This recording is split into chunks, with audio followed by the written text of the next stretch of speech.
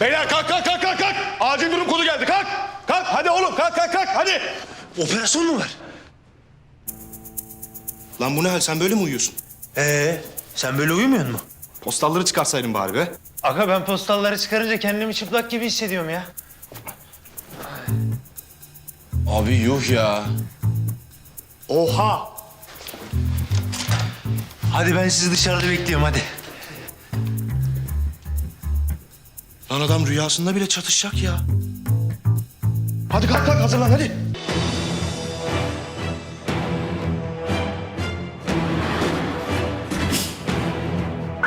Barut 1, barut 2. Temiz.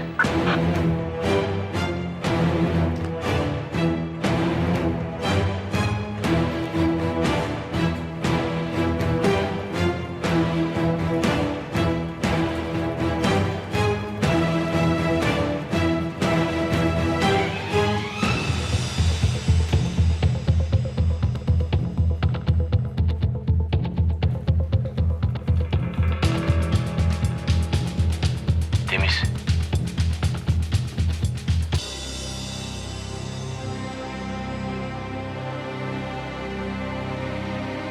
Temiz.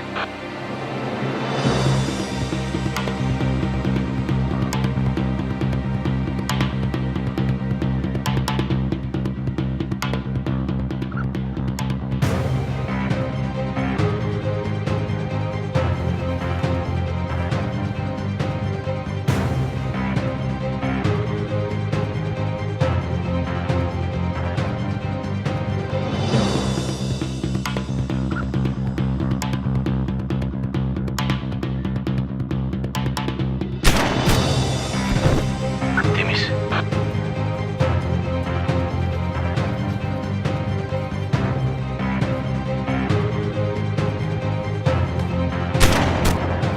Temiz.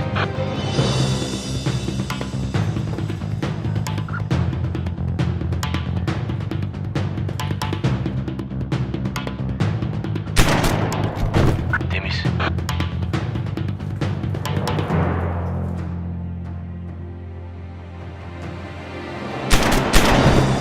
Temiz. Temiz.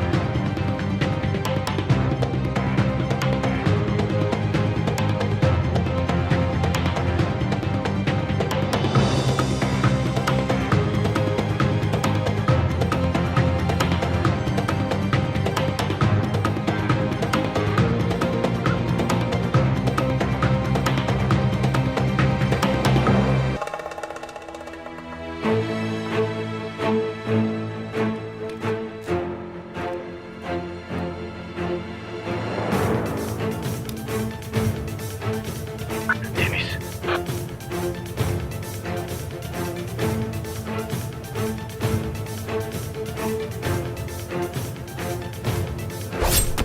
Temiz. Hedef etkisiz hale getirildi.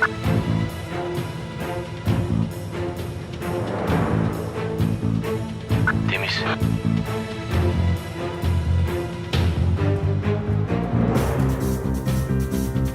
Temiz. Temiz.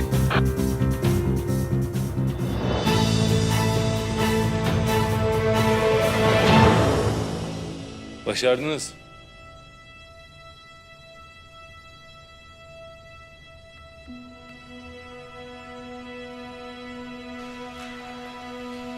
Beş dakika 12 saniye. Tebrikler.